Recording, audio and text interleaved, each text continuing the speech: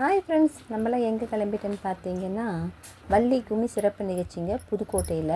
அதுக்காக கூப்பிட்ருந்தாங்க. சரி நம்மலாம் கிளம்பணுங்க. பார்த்தீங்கன்னா 45 லேடிஸுங்க, புது பஸ்ஸுங்க, லைட் செட்டிங்க வேறு லெவல் இருந்துச்சுங்க.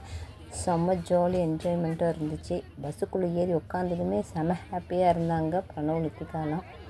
பார்த்தீங்கன்னா லைட் செட்டிங் தெறிக்க விட்டுச்சுங்க. நைட்டு சூப்பராக இருந்தது. புது பஸ்ஸு வேறு, ஹாப்பி சொல்லவே வேண்டாம். செம்ம ஜாலியாக என்ஜாய் பண்ணிகிட்டே போகணும். நைட்டு பார்த்திங்கன்னா பாட்டு போட்டு ஒரே ஆட்டம் பாட்டம் கொண்டாட்டம் தாங்க. நைட்டுக்கு 12-1 மணி ஆகும். யாரும் இது பண்ணலை, எல்லாமே ஆட்டம் தான். செம்ம ஜாலியாக, தூக்கமே வரலை. எல்லாம் ஜாலியாக என்ஜாய் பண்ணிட்டு சிரிச்சுட்டு ஆடிட்டு பாடிட்டு செம்மையாக ஜாலியாக என்ஜாய் பண்ணிகிட்டே போனோம். பாருங்கள், பிரணவ் நித்திகாலாம் 1 மணி ஆனாலும் வரல, ஆடிட்டே தான் இருந்தாங்க. செம்ம ஜாலியாக இருந்துச்சுங்க.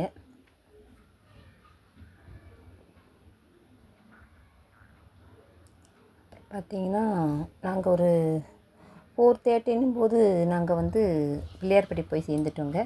அங்கே போய் பக்கத்தில் இந்த இடத்துல போய் குளித்து ரெடியாகி ஃப்ரெஷ்அப் ஆகிட்டு கோவிலுக்கு போய் சாமி ஒரு 6 மணிக்கு பிள்ளையார்பட்டி விநாயகர் தரிசனம் பண்ணங்க. சூப்பராக இருந்துச்சுங்க, செம்ம ஜாலி. காலையில் அதுவும் சாமியை தரிசனம் பண்ணிவிட்டு ஹாப்பியாக சந்தோஷமாக வெளியில் வந்தோங்க. அடுத்து என்னென்னு பார்த்தீங்கன்னா, அங்கேருந்து 4 கிலோமீட்டர் தான் குன்றக்குடிங்க. சரி அங்கே போகலாம் அப்படின்னாங்க. டக்குன்னு அப்படியே வண்டியை எடுத்துகிட்டு அங்கே போயாச்சுங்க. குன்றக்குடி சண்முகநாதர் தரிசனம் பண்ணியாச்சுங்க. ரொம்ப ஹாப்பியாகி போச்சு நம்ம முருகப்பெருமானை பார்த்ததை. படிக்கட்டெலாம் பார்த்திங்கன்னா வெறும் 120 படிக்கட்டுன்னு தான் சொன்னாங்க. சின்ன மலை, ஆனால் படிக்கட்டெலாம் ரொம்ப நல்லா ஒரு மாதிரி வித்தியாசமாக ஷார்ட்டாக இருந்துச்சு. இந்த படிக்கட்டில் பார்த்திங்கன்னா அந்த கல்லுங்களில் அந்த பாதம் மாதிரி செதுக்கியிருந்தாங்க. அது எதுக்காகன்னு தெரியல.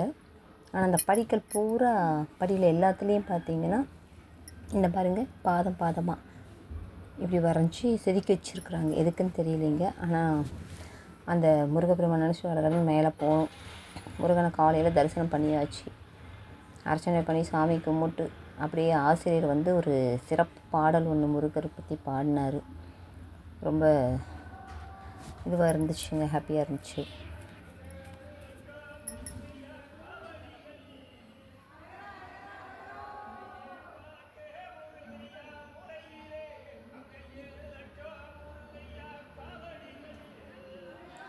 அப்படியே பார்த்தீங்கன்னா வெளியில் சுற்று பிரகாரம் இருக்கிற சாமி அத்தனையும் தரிசனம் பண்ணிவிட்டு சாமி கும்பிட்டு அப்படியே வெளியில் வந்தவங்க.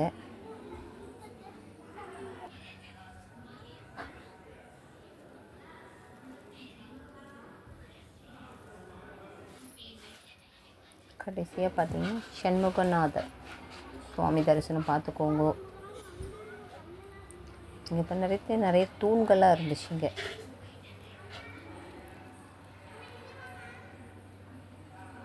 பழமை வாய்ந்த கோவில் அழகே தூண்கள் தாங்கன்னு சொல்லலாம்.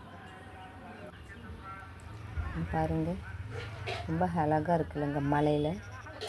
ஓகே ஃப்ரெண்ட்ஸ், பாய்.